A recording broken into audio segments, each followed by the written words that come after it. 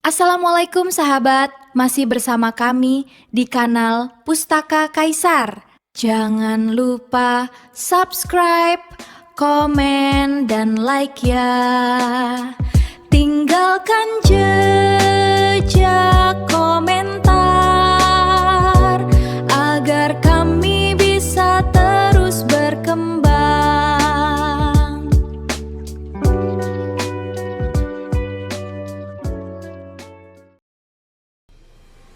Episode 4, Rahasia Hutan Larangan dan Gorila Spiritual Agung.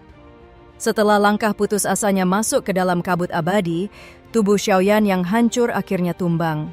Namun, maut tidak menjemputnya. Seekor raksasa berbulu perak kehitaman dengan tinggi mencapai 5 meter, Gorila Spiritual Agung, menemukannya tergeletak di antara akar pohon kuno yang berdenyut. Gorila itu tidak membunuhnya. Merasakan sisa-sisa tekad yang luar biasa di dalam tubuh yang hampir mati itu, sang penjaga hutan membawanya ke sebuah gua tersembunyi yang dialiri air terjun cahaya. Proses penyembuhan yang mustahil. Selama 7 hari 7 malam, Gorila Spiritual Agung melakukan ritual penyembuhan yang belum pernah disaksikan oleh manusia manapun di 9 benua. 1. Buah Roh Langit. Gorila itu menghancurkan buah berwarna ungu gelap yang hanya tumbuh 100 tahun sekali dan meneteskan sarinya ke mulut Xiaoyan. Buah ini mulai menyambung kembali meridian yang putus. 2. Cairan embun abadi. Cairan bening yang dikumpulkan dari daun pohon dunia digunakan untuk membasuh luka luar Xiaoyan. Kulit yang sebelumnya hancur akibat cambukan dan sabetan pedang klan Xiao perlahan menutup tanpa meninggalkan bekas luka sedikit pun. 3. Transfer tenaga spiritual kelas langit tingkat 9. Ini adalah puncaknya. Sang gorila meletakkan telapak tangannya yang raksasa di punggung Xiaoyan, menyalurkan energi murni tingkat tinggi secara perlahan. Energi ini begitu padat sehingga membuat suhu di dalam gua naik drastis. Kebangkitan. Setelah seminggu tepat pada hari ke-7, keheningan di dalam gua pecah oleh suara napas yang berat. Kelopak mata Xiaoyan bergetar. Saat matanya terbuka, kilatan cahaya perak keluar sesaat sebelum meredup kembali. Ia merasakan tubuhnya tidak lagi berat. Sebaliknya, ia merasa seolah-olah setiap sel di tubuhnya dipenuhi oleh ledakan tenaga yang belum pernah ia rasakan seumur hidupnya. Ia mencoba menggerakkan jarinya, dan sebuah retakan kecil muncul di permukaan batu tempat ia berbaring hanya karena tekanan jari tersebut. Ugh! Xiaoyan mencoba duduk, rasa pening menyerang kepalanya, namun kekuatannya jauh lebih besar dari rasa sakitnya. Ia menoleh dan mendapati sepasang mata emas raksasa sedang menatapnya dari kegelapan gua. "Kau sudah bangun, anak manusia?" Suara itu berat, bergema langsung di dalam pikiran Xiaoyan. Xiaoyan tertegun, menatap tubuhnya yang kini bersih dari luka, lalu menatap sosok gorila raksasa di depannya. "Siapa?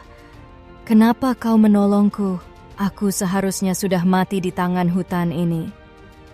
Hutan ini membunuh mereka yang tamak, tapi ia memeluk mereka yang tidak lagi memiliki tempat untuk kembali.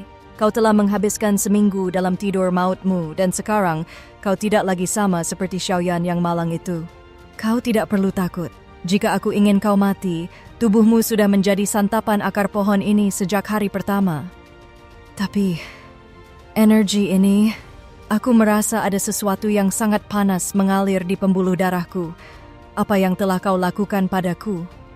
Aku hanya memberikan apa yang seharusnya kau miliki. Buah roh dan cairan abadi itu hanyalah pemancing. Tenaga spiritual kelas langit yang kusulut di dalam dirimu adalah kunci untuk membuka segel yang selama ini dipasang oleh klanmu untuk menahan bakatmu. Klan Xiao, mereka menyegel kekuatanku?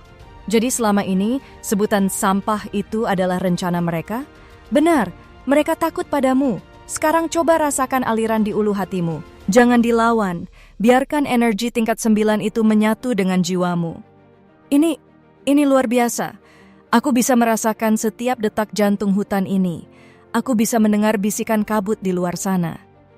Itu karena kau sekarang adalah bagian dari hutan larangan. Seminggu kau tak sadarkan diri, dunia luar menganggapmu sudah menjadi abu. Bibiyumu menangisi nisan kosong, sementara klanmu mulai berpesta atas kematianmu. Biarkan mereka berpesta. Biarkan mereka mengira aku sudah musnah. Aku ingin tahu, kenapa makhluk agung sepertimu bersedia memberikan tenaga spiritual tingkat 9 kepadaku? Apa harganya? Harganya? Harganya adalah kau harus bertahan hidup saat kekuatan ini mulai menghancurkan batas kemanusiaanmu. Aku tidak menolongmu karena kasihan, Xiaoyan. Aku menolongmu karena aku ingin melihat wajah para pengecut itu saat hantu yang mereka ciptakan kembali untuk menagih hutang nyawa. Kalau begitu, ajari aku. Jangan biarkan energi ini hanya mengalir. Ajari aku cara menggunakannya untuk menghancurkan mereka semua. Menghancurkan mereka? Sabar, anak manusia. Kekuatan tanpa kendali hanya akan membuatmu menjadi monster yang kehilangan arah. Kau pikir tenaga spiritual tingkat 9 ini adalah hadiah? Ini adalah beban yang bisa menghancurkan tubuhmu jika kau tidak mampu menjinakkan alirannya. Aku sudah melewati neraka, Fajra Agung. Rasa sakit akibat energi ini tidak ada apa-apanya dibandingkan rasa sakit saat aku melihat klan Xiao menertawakan kematian ibuku. Amarah yang bagus. Kebencianmu adalah bahan bakar yang paling murni. Sekarang berdirilah. Coba hantamkan tanganmu ke dinding gua ini tanpa menggunakan ototmu. Gunakan getaran yang ada di ulu hatimu. Seperti ini, boom! Lihat, dinding itu bahkan tidak tergores, tapi kau justru terpental.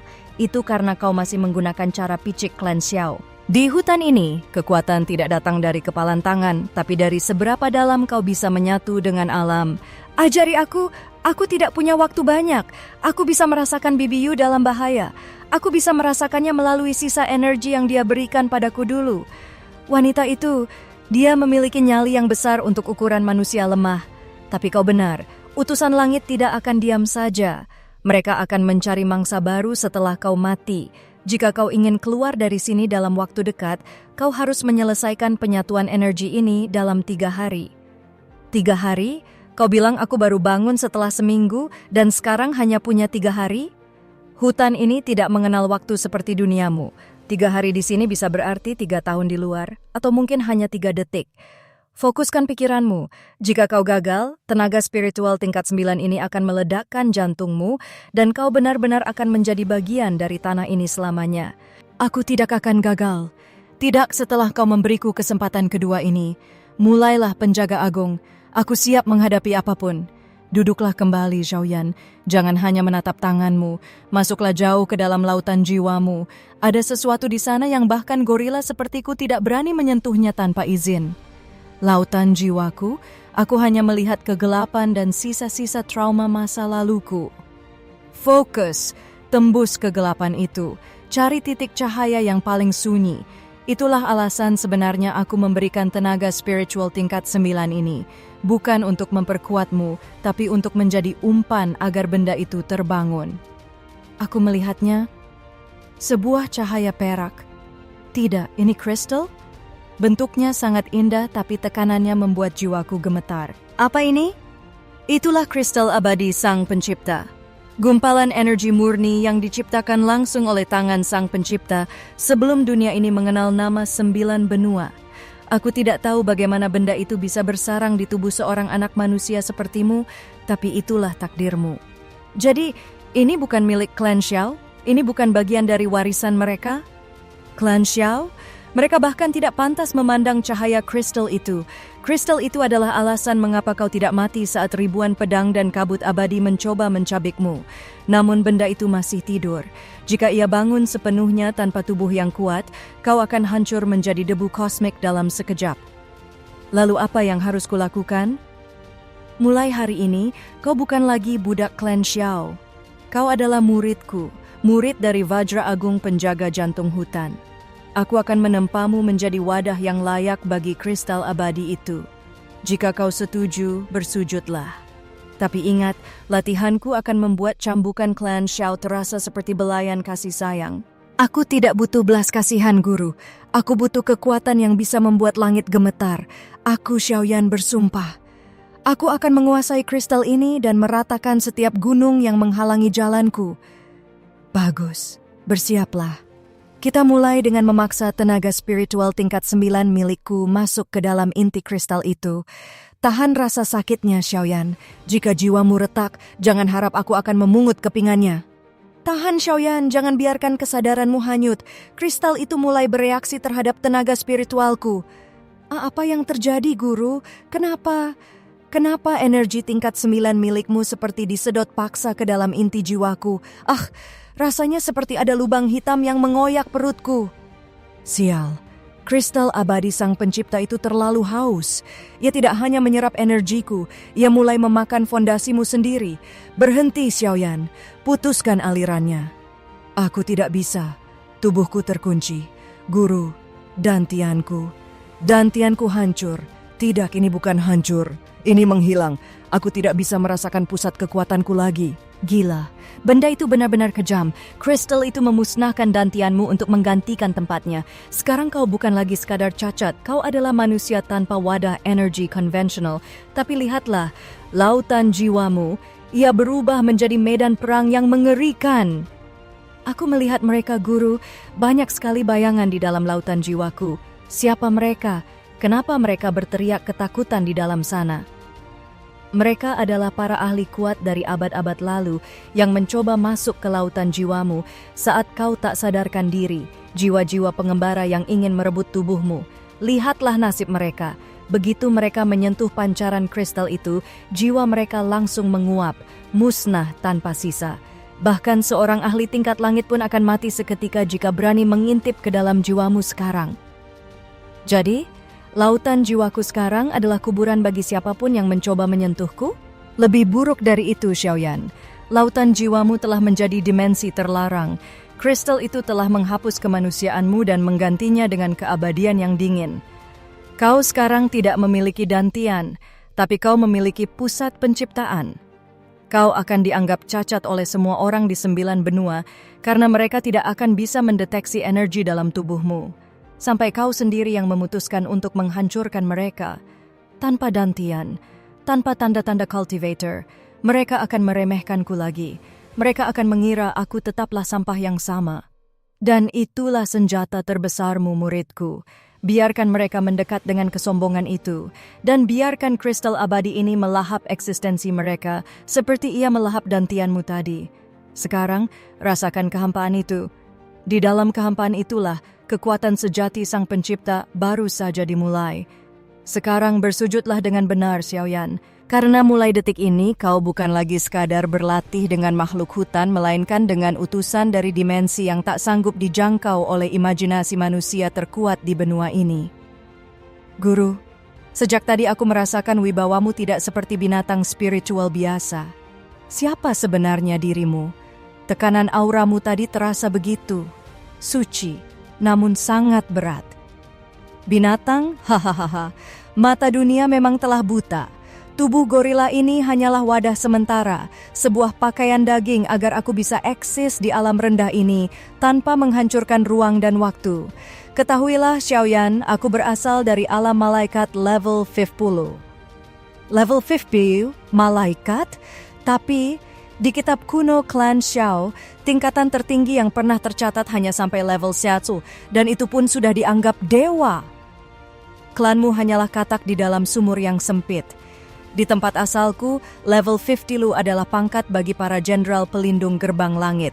Aku diturunkan ke dunia bawah ini jutaan tahun lalu karena sebuah perjanjian kuno. Tugas untuk menjaga kristal abadi sang pencipta sampai wadah yang tepat muncul. Dan wadah itu adalah kau. Jadi, kau terjebak di sini hanya untuk menungguku? Bukan menjagamu, tapi menjaga benda itu di dalam dirimu agar tidak jatuh ke tangan para iblis langit atau malaikat pemberontak. Sekarang, dengarkan perjanjian guru dan murid ini baik-baik. Ini bukan sekadar sumpah setia, tapi ikatan jiwa. Sebutkan, guru. Aku akan mendengarnya dengan segenap nyawaku.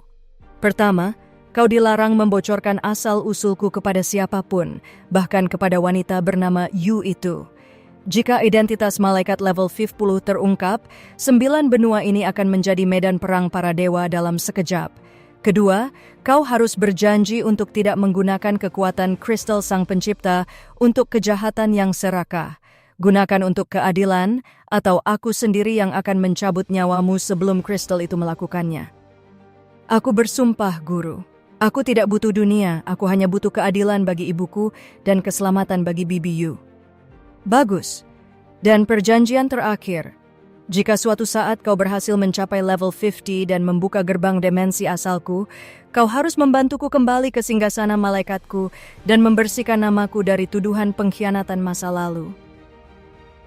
Aku, Xiaoyan, menerima perjanjian ini. Jika aku melanggar, biarkan jiwaku musnah di bawah cahaya kristal abadi. Resmi sudah. Mulai sekarang kau adalah murid dari Vajra Sang Malaikat Jatuh. Sekarang berhenti meratapi dantianmu yang musnah. Kita akan mulai membangun kekuatan yang tidak menggunakan energi dunia, melainkan energi cahaya primordial. Guru, kau bercanda? Bagaimana mungkin aku bisa mengendalikan benda ini? Lihat sendiri, jangankan mengendalikannya, menyentuhnya saja sudah memusnahkan dantianku dan melahap energimu. Ini bukan kekuatan, ini kutukan. Aku bahkan tidak bisa merasakan aliran tenaga spiritual lagi. Hahaha, bodoh. Kau pikir kenapa aku terjebak dalam tubuh berbulu yang bau ini selama ribuan tahun? Maksudmu? Kristal di dalam lautan jiwamu itu adalah penjara. Itu adalah gumpalan energi yang diciptakan Tuhan khusus untuk menekan dan menyegel seluruh kekuatan serta energi spiritual malaikatku. Tanpa kristal itu, kehadiranku saja sudah cukup untuk menguapkan separuh dari 9 benua ini. Jadi, kau kehilangan kekuatanmu karena kristal itu? Tepat sekali. Dan sialnya saat jiwaku jatuh dari alam atas dalam kondisi tersegel, aku tidak mendarat di singgasana megah atau tubuh pahlawan. Aku justru terlempar masuk ke dalam tubuh gorila sekarat yang sedang meregang nyawa di tengah hutan ini. Benar-benar sial. Seorang jenderal malaikat level 50 Lu harus berakhir menggaruk bulu dan memakan buah hutan selama jutaan tahun. Lalu kenapa sekarang kristal itu berpindah ke dalam jiwaku? Itulah misterinya, Xiaoyan. Saat kau hampir mati, kristal itu mendeteksi sesuatu dalam dirimu. Mungkin kemurnian jiwamu atau dendammu yang tak berdasar, sehingga ia memilih melepaskan aku dan mengunci dirinya di dalam kau. Aku akhirnya bebas dari penjara itu, tapi kekuatanku tetap tertinggal di dalamnya. Berarti, di dalam jiwaku sekarang ada seluruh kekuatan malaikat level 50 milikmu yang tersegel? Benar, kristal itu adalah kuncinya, sekaligus penahannya. Sekarang kau paham? Dantianmu musnah bukan karena kau cacat, tapi karena wadah manusia biasa tidak akan pernah sanggup menampung satu tetes pun energi dari kristal itu. Kau harus membangun wadah baru, wadah yang lebih kuat dari baja langit, agar kau bisa menarik keluar kekuatanku yang tersimpan di sana sedikit demi sedikit. Jadi, secara teknis, aku membawa kekuatan guru di dalam diriku? Bisa dibilang begitu, tapi jangan sombong dulu. Jika kau salah tarik, kau akan meledak dan aku akan kembali jadi gorila tanpa harapan.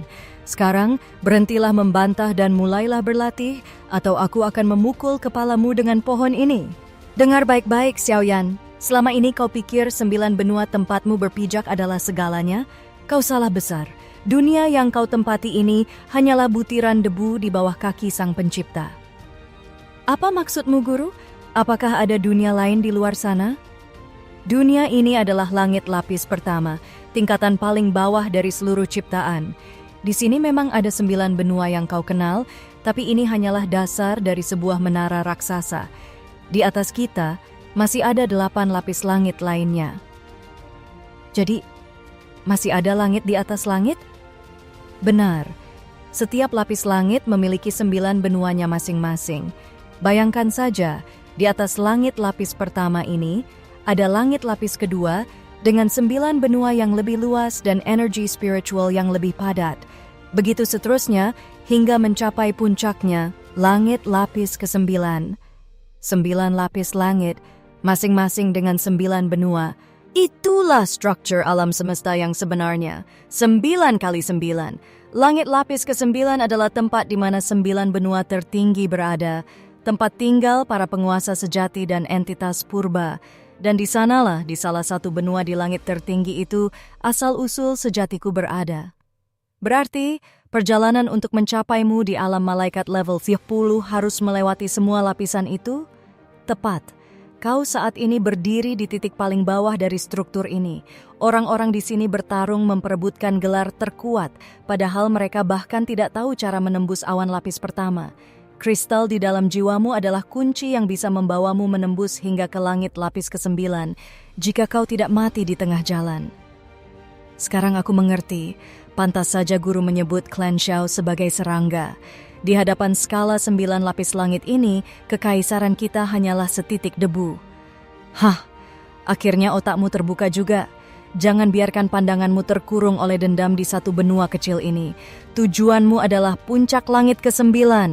Tapi pertama-tama, pastikan kau bisa berdiri tegak tanpa dantian di tanah lapis pertama ini sebelum bermimpi terbang ke atas. Duduklah yang tegak, Xiaoyan. Jika kau pikir langit ke-9 adalah akhir dari segalanya, maka kau baru saja melihat gerbang kecil dari sebuah istana yang tak terbatas. Masih ada lagi setelah itu, Guru? Bagaimana mungkin? Dengarkan baik-baik, karena informasi ini bisa menghancurkan kewarasan manusia biasa. Setelah kau melewati langit ke-9, kau baru akan memasuki alam manusia agung. Di sana, ada 100 tingkatan yang harus kau daki. Dan jangan sombong, karena setelah itu kau akan masuk ke alam siluman abadi, yang juga memiliki 100 tingkatan. Siluman? Jadi aku harus berubah menjadi monster? Hah, kau pikir manusia itu apa? Di jagat raya ini ada jutaan ras, dan manusia hanyalah salah satu dari ras siluman. Ras siluman manusia. Kalian hanya merasa spesial karena bentuk kalian, tapi di mata semesta, kalian adalah bagian dari keberagaman itu.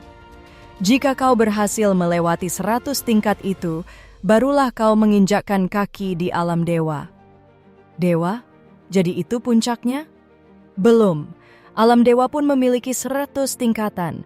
Hanya mereka yang berhasil melampaui tingkat 100 dewa yang akan terlahir kembali. Di sanalah perjalanan baru yang sesungguhnya dimulai. Kau akan menjadi malaikat tingkat 1 atau iblis tingkat 1.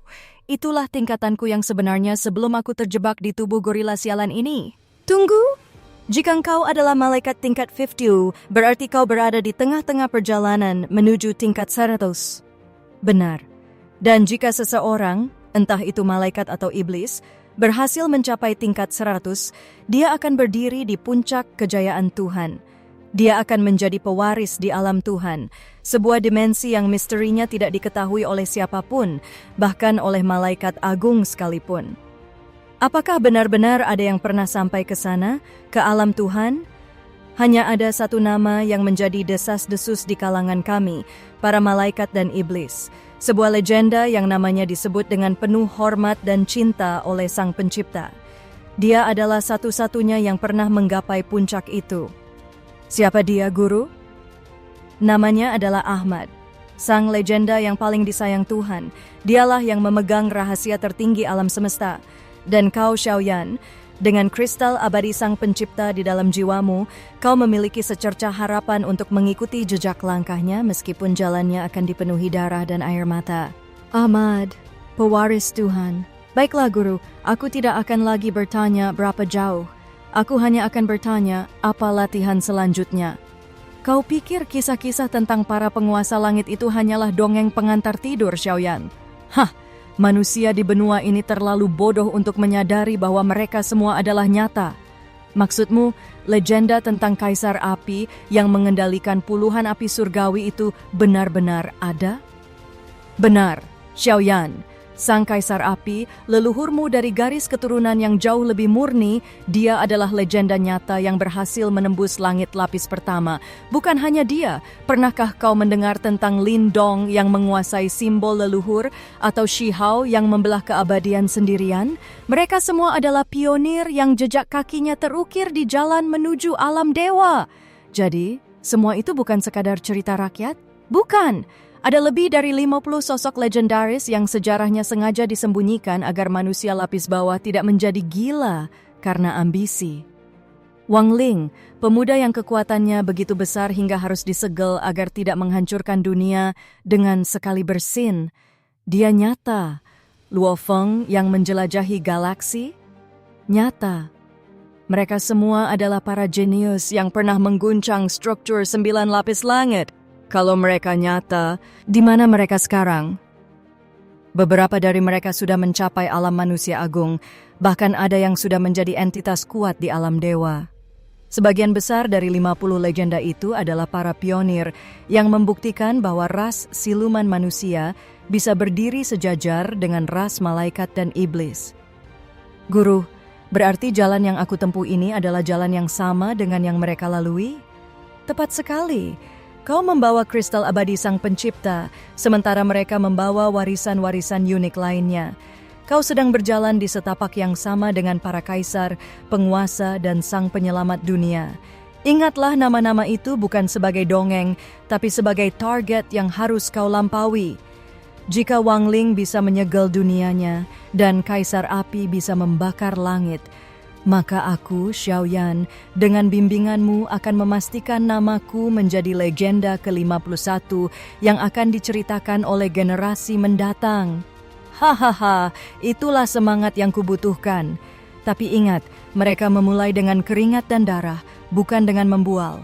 Sekarang, berhenti mengagumi legenda orang lain dan mulailah membangun legendamu sendiri.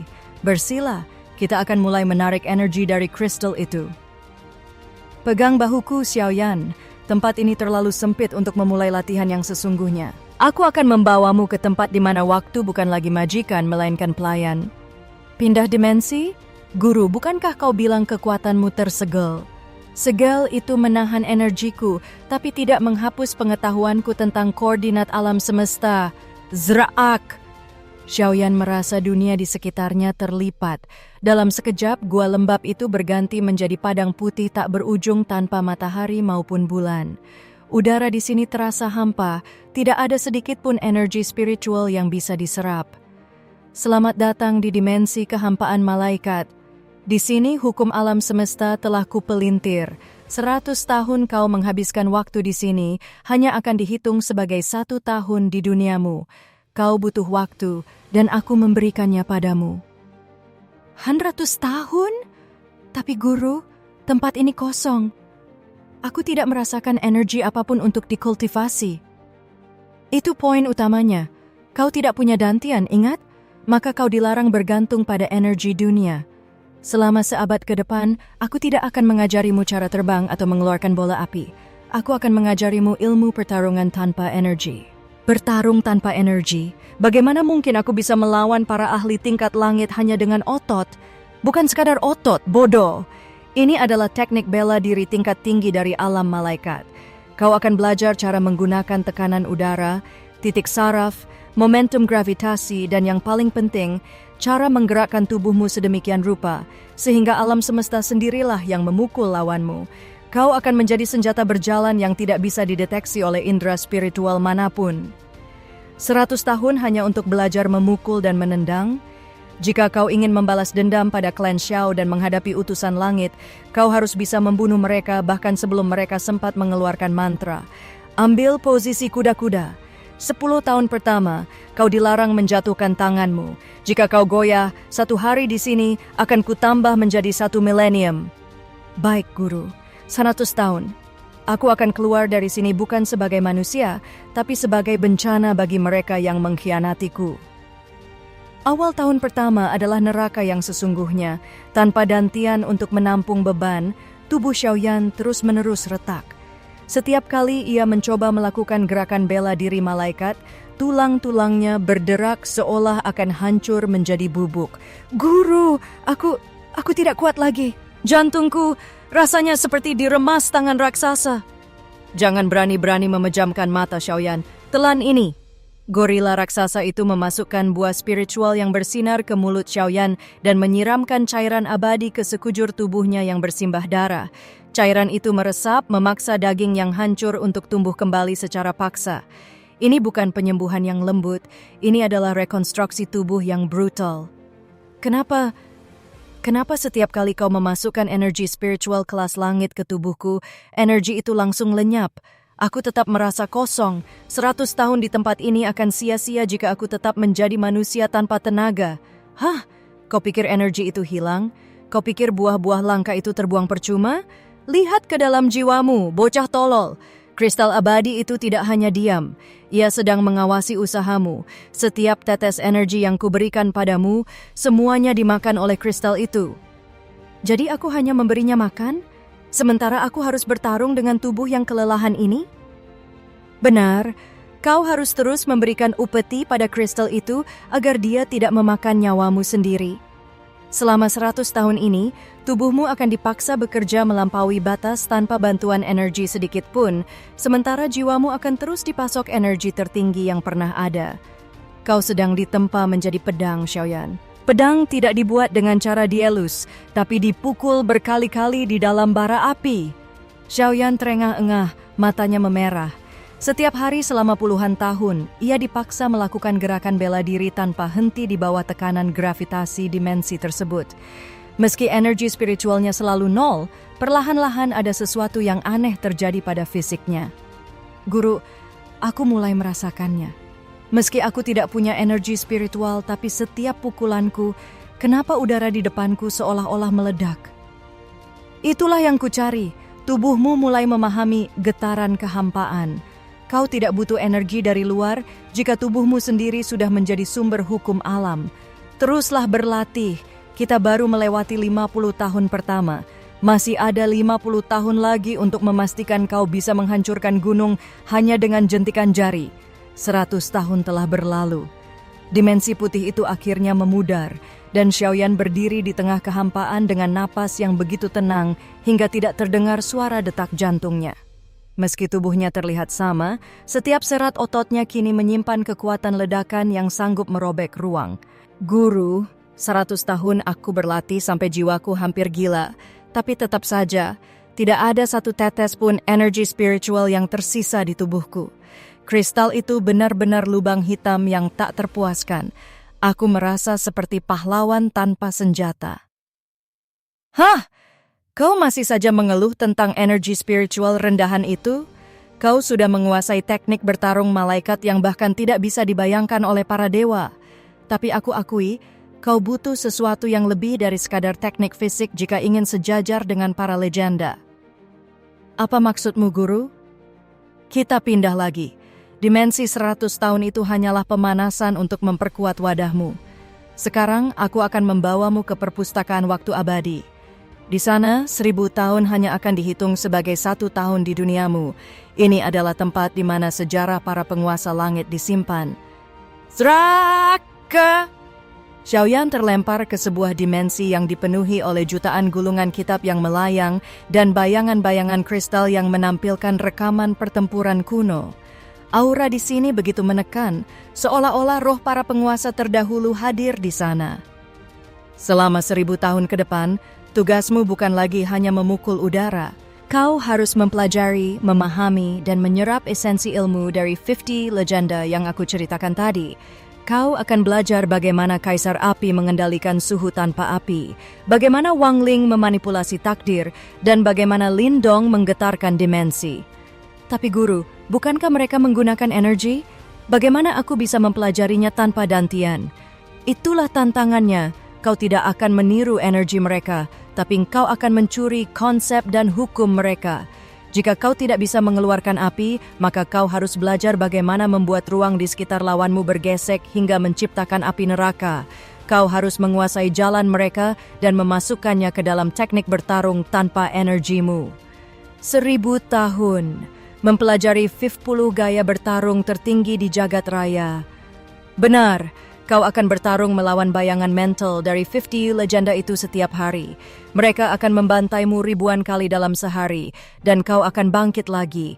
Jika dalam 1000 tahun kau tidak bisa mengalahkan bayangan Wang Ling atau Xiaoyan Senior, maka kau tidak layak menyandang nama murid malaikat level 50. Xiaoyan menatap deretan kitab itu dengan mata yang kini menyala penuh ambisi. Ketakutan dan kekecewaannya lenyap, digantikan oleh rasa lapar akan kekuatan yang tak terhingga. Baik, Guru. 1000 tahun, 1.000.000 tahun, aku tidak peduli. Aku akan menelan semua ilmu mereka dan menjadikannya milikku. 1000 tahun di perpustakaan waktu abadi pun dimulai. Suasana sunyi itu tiba-tiba pecah ketika salah satu bayangan kristal di sudut ruangan berpendar hebat. Sesosok pria berjubah hitam dengan aura api yang sanggup melunakkan ruang muncul di hadapan Xiaoyan. Ini adalah jiwa Xiaoyan, sang kaisar api, versi legendaris yang telah mencapai puncak. Dia adalah lawan pertamamu. Lawan dia sampai kau bisa memahami konsep suhu absolut tanpa setetes pun energi spiritual. Xiaoyan maju dengan teknik fisik malaikatnya, namun dalam sekejap ia terpental. Meski tanpa energi, bayangan sang legenda itu mampu membuat udara di sekitar Xiaoyan menjadi tungku pembakar yang menyesakan. Siklus pembantaian dan pembelajaran. Selama 100 tahun pertama, Xiaoyan dibantai habis-habisan oleh sang kaisar api. Ia mati ribuan kali dalam simulasi mental itu. Namun setiap kali ia bangkit, tubuhnya mulai beradaptasi. Ia belajar bagaimana bergerak di antara celah molekul udara yang panas agar kulitnya tidak melepuh. Ketika akhirnya Xiaoyan berhasil mendaratkan satu pukulan telak yang menembus bayangan sang kaisar, jiwa legenda itu tersenyum dan memudar. Satu selesai. Jangan sombong, berikutnya adalah dia yang membelah keabadian. Cahaya berganti. Kali ini muncul sosok pemuda dengan tatapan dingin yang membawa aura kehancuran. Shihao, sang kaisar kegelapan. Pertarungan ini jauh lebih brutal. Xiaoyan dipaksa mempelajari cara bertarung di dalam ruang yang hancur berkeping-keping. Tulang-tulang Xiaoyan patah dan menyambung kembali jutaan kali, sementara kristal abadi di jiwanya terus berdenyut, menyerap setiap konsep kehancuran yang dilontarkan lawannya. Estafet para legenda. Tahun demi tahun, abad demi abad, Xiaoyan berganti lawan. Setelah Shihao, muncul Lin Dong yang mengajarinya tentang getaran dan tekanan. Lalu Luo Feng yang mengajarinya tentang kecepatan yang melampaui cahaya. Setiap kali satu legenda berhasil dikalahkan atau ilmunya terserap sepenuhnya, jiwa mereka akan memberikan hormat sebelum menghilang, digantikan oleh legenda berikutnya yang lebih kuat. Guru, aku merasa jiwaku semakin berat. Setiap kali aku mengalahkan satu legenda, seolah-olah berat beban mereka berpindah ke pundakku. Itu bukan beban, itu adalah garis hukum. Kristal itu sedang merekam semua teknik mereka. Teruslah bertarung, kau baru melewati 40 legenda. Yang terakhir, dia yang paling merepotkan sedang menunggumu di ujung 1000 tahun ini. Lawan terakhir, sang penyeimbang takdir. Memasuki tahun ke-900, sosok terakhir muncul. Seorang pemuda yang tampak sangat santai, bahkan terlihat seperti manusia biasa tanpa aura sama sekali. Wang Ling. Guru, dia tidak terlihat kuat. Kenapa dia diletakkan di posisi terakhir? Jangan tertipu oleh wajah lesunya, Xiaoyan. Dia adalah satu-satunya yang bisa menghancurkan dimensi ini hanya dengan bernapas jika dia mau. Lawan dia. Jika kau bisa menyentuh ujung bajunya saja dalam 100 tahun sisa waktumu, kau akan keluar dari sini sebagai manusia paling berbahaya di seluruh langit, lapis pertama. Xiaoyan menerjang, namun ia merasa seolah-olah memukul bayangannya sendiri di cermin. Setiap gerakannya diprediksi, setiap serangannya dibatalkan oleh hukum takdir yang dimainkan oleh Wang Ling. Di sini, Xiaoyan dipaksa untuk melampaui logika bela diri dan mulai menyentuh ranah ketidakadaan. Narasi. Di dalam dimensi itu, Xiaoyan terus menempa dirinya. Tanpa dantian, namun membawa memori bertarung dari 50 makhluk terkuat di jagat raya. Kristal abadi di dalam dirinya kini bukan lagi lubang hitam yang kosong, melainkan perpustakaan energi raksasa yang siap meledak kapan saja. 1000 tahun telah usai. Cahaya dari 50 jiwa legenda itu perlahan memudar, kembali ke dalam gulungan kitab yang membeku. Xiaoyan berdiri di tengah perpustakaan abadi dengan rambut yang panjang menjuntai dan tatapan mata yang begitu dalam, seolah-olah ia telah melihat kelahiran dan kematian bintang-bintang. Guru, aku sudah mengingat semuanya. Setiap gerakan, setiap tarikan napas, hingga cara mereka menggetarkan takdir. Aku sudah merekamnya di setiap sel otak dan ototku. Bagus, sekarang tunjukkan padaku. Keluarkan setetes saja api milik Kaisar Api atau satu tebasan ruang milik Shihao. Xiaoyan terdiam. Ia memusatkan seluruh konsentrasinya, mencoba memicu ledakan energi seperti yang dilakukan para legenda itu. Namun yang terjadi hanyalah keheningan. Tidak ada api yang muncul, tidak ada ruang yang retak. Tubuhnya tetap bersih dari energi spiritual. Aku tidak bisa, Guru. Tetap tidak bisa. Meski aku tahu cara kerja ilmu mereka, tapi tanpa energi, aku hanya bisa mempraktikannya sebagai gerakan fisik. Pukulanku hanya pukulan, tendanganku hanya tendangan. Semua jurus hebat itu, di tanganku hanyalah seni bela diri kosong. Xiaoyan mengepalkan tangannya dengan rasa kecewa yang mendalam. 1100 tahun berlalu, dan ia merasa dirinya tetaplah si cacat yang hanya punya otot lebih kuat. Hahaha, bodoh. Kau merasa gagal hanya karena tidak bisa mengeluarkan kembang api dari tanganmu? Tapi apa gunanya ingatan 50 legenda ini jika aku tidak bisa mengeluarkan kekuatan mereka? Aku hanya petarung fisik, Guru. Bagaimana aku bisa melawan musuh yang bisa menghancurkan kota dari jarak jauh dengan sihir mereka? Dengar muridku yang picik, kau memang hanya bisa mempraktikkan gerakan fisik, tapi kau lupa satu hal, tubuhmu telah menjadi wadah hukum alam. Kau tidak butuh energi untuk menciptakan api. Dengan teknik fisik kaisar api yang kau pelajari, kau bisa memukul udara dengan frekuensi tertentu hingga molekulnya meledak menjadi panas jutaan derajat. Kau tidak butuh sihir ruang. Kecepatan fisikmu yang kau pelajari dari Luo Feng sudah cukup untuk membuatmu seolah-olah berpindah tempat seketika. Maksudmu, semua ilmu itu telah terintegrasi ke dalam fisikku? Tepat. Kau adalah satu-satunya manusia yang mempraktikkan ilmu dewa dengan bahasa otot. Kau mungkin terlihat hanya memukul, tapi di mata para ahli, pukulanmu adalah perpaduan dari 50 hukum jagat raya. Kristal di jiwamu tetap menyerap energinya, tapi fisikmu telah berevolusi menjadi senjata yang melampaui logika energi spiritual. Xiaoyan menarik napas panjang. Ia mencoba mengayunkan tangannya dengan gerakan sederhana, sebuah teknik dasar yang dipelajarinya dari Wang Ling. Whoosh! Tanpa ada ledakan cahaya, tanpa ada aura, namun tiba-tiba pilar batu besar di ujung perpustakaan itu hancur menjadi debu halus, seolah-olah strukturnya dihapus dari keberadaan. Itu hanya sebuah ayunan tangan biasa. Itulah kekuatan fisik yang telah melampaui batas, Xiaoyan. Sekarang waktunya habis.